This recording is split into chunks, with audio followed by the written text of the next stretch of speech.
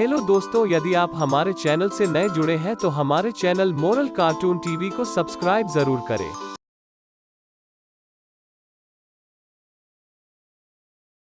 एक घने और बड़े जंगल के पास मौजूद एक गांव में रंगैया नामक एक आदमी रहता था। उसका घर उसी जंगल के पास में था।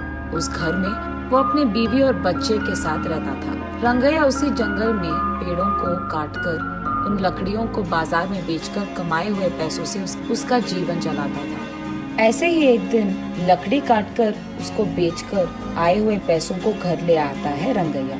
उसे देख उसकी पत्नी रत्नम्मा ऐसे कहती है, सारी जीवन ऐसे ही काटनी है क्या, लकड़ों को काटते हुए? अब क्या हो गया? क्या हो गया? ज्यादा पैसा कमाना नहीं है तुमको? अपने बेटे को पढ़ाना नहीं है? घर नहीं खरीदना है? हमेशा इसी घर में रहते हुए उन्हीं लकड़ियों को काट कर उन्हें बेचकर जीना है क्या? ऐसे कहती है। जब देखो बस पैसों का ही चर्चा, और कुछ सोचती भी नहीं हो क्या तुम? हाँ, मुझसे पूछना है कि और कोई सोच नहीं है, पर आपका तो सोच नहीं बदल रहा। इसके बाद रंगैया उसकी बातों को सुन नहीं पाता है, इसलिए वो चुपचाप वहाँ से चले जाता है।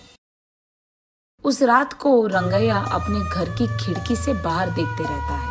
दूर में उसे एक छोटी सी रोशनी दिखाई देती है और वो ये भी देखता है कि कई सारे गाड़ियाँ बाहर से जंगल की ओर और जंगल से बाहर की ओर जाते रहते हैं। मैं तो हर रोज इसी जंगल में काम करता हूँ। मैंने आज तक लकड़ियाँ काटते हुए किसी को आते या जाते नहीं देखा है, ना ही सुना है। लेकिन हर रोज रात के समय में यहाँ गाड़ियाँ आती जाती रहती है।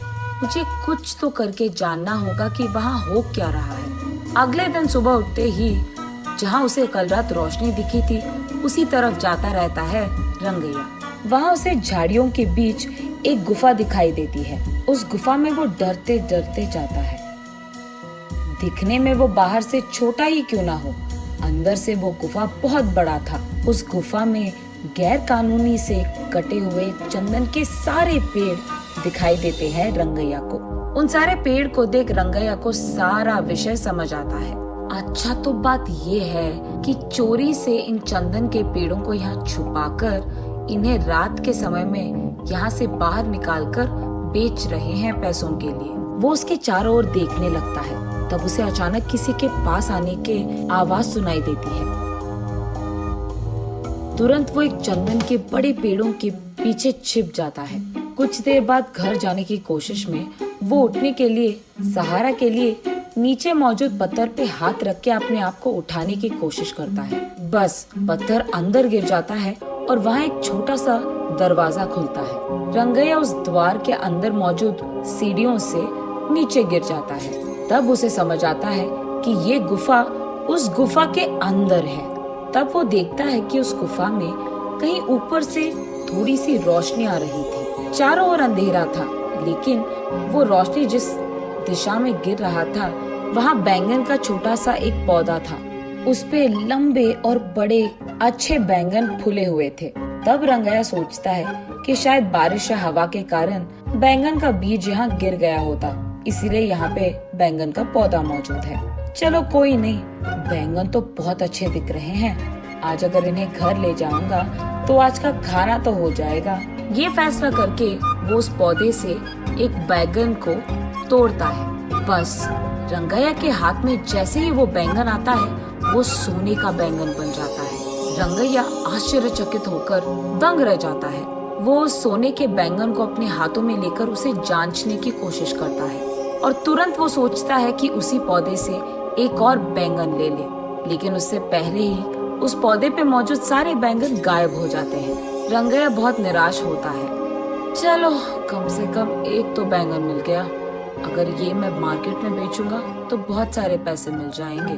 तब मुझे कई दिनों तक कुछ भी काम करने की कोई जरूरत नहीं होगी। ये फैसला करके उस गुफा की सीढ़ियां चढ़कर वो बाहर की गुफे की ओर आता है। रंगैया जैसे ही बाहर आता है वो दरवाजा अपने आप बंद हो जाता है। उस गुफा से बाहर आते ही चोरी चोरी छुपकर वो अपनी बीवी के पास जाकर इस सोने के बैंगन को दिखाता है। उस सोने के बैंगन को देख रत्नम्मा तुरंत बेहोश होकर नीचे गिर जाती है। कुछ देर बाद होश आता है। तब रत्नम्मा, बाप रे, सोने का बैंगन कहाँ से लेकर आए आप? ये कहाँ मिला आपको?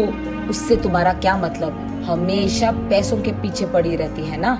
ये लो, ये सोने का बैंगन लो और इससे जो करना है तुम कर लो। अरे पहले आप ये तो बताओ कि ये आप लाए कहाँ से?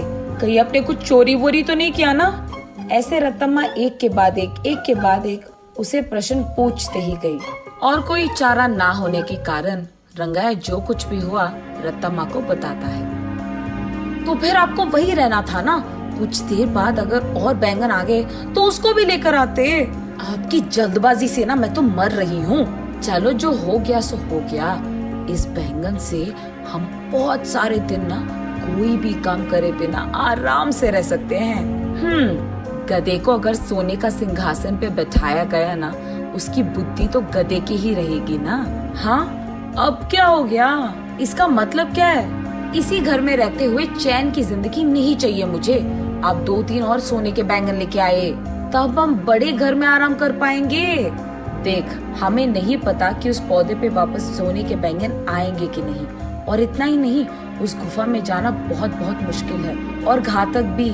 वहाँ चंदन के पेड़ छुपे हैं रत्ना। अगर मैं पकड़ा गया ना, मेरा लाश तक नहीं मिलेगा तुझे। अब इस सब की क्या जरूरत है? जितना है उतने में खुश रहेंगे, कहता है रंगैया। तुम मर्द हो भी? वहाँ के चंदन के पेड़ों के बारे में जाकर पुलिस को बता दो। वहाँ के चोरों को वो खुद लेकर जाएंगे और चंदन पेड़ भी खाली कर देंगे। तब गुफा पूरा खाली हो जाएगा। यहाँ तुम्हारे अलावा किसी को भी नहीं पता कि उस गुफा में एक और गुफा छुपा है। इसीलिए जब चाहो तब तुम उस गुफा में आ सकते हो और जा सकते हो। वैसे ही अगर उस बैंगन के पौधे पे और बैंगन उग गए तो उसको भी लेकर आ सकते हो आप। इसको ये सोच आया पर मुझे तो नहीं आया, पता नहीं क्यों। ऐसे रंगैया अपने मन में सोचता है। हाँ ठीक है, वो सब मैं देख लूंगा। तुम फिलहाल इस सोने के बैंगन को बाजार लेकर इसे बेचकर पैसे लेकर घर आओ।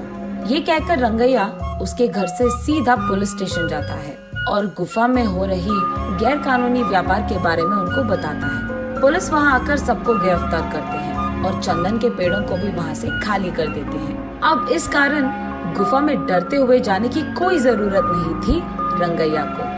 अगले दिन वो उस नीचे वाली गुफा में बैंगन के पौधे के पास जाता है।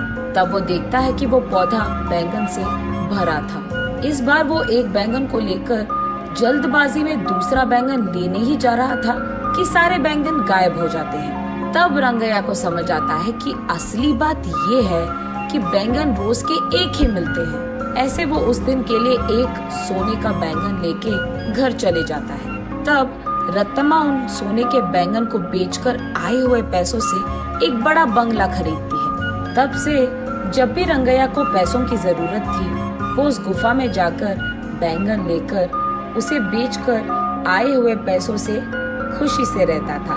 जल्द ही रंगैया और रत्तम्मा उस गांव के ही जमींदार बन जाते हैं और खुशी से जीते हैं। हेलो दोस्तों, यदि आप हमारे चैनल से नए जुड़े हैं तो हमारे चैनल मोरल कार्टून टीवी को सब्सक्राइब जरूर करें।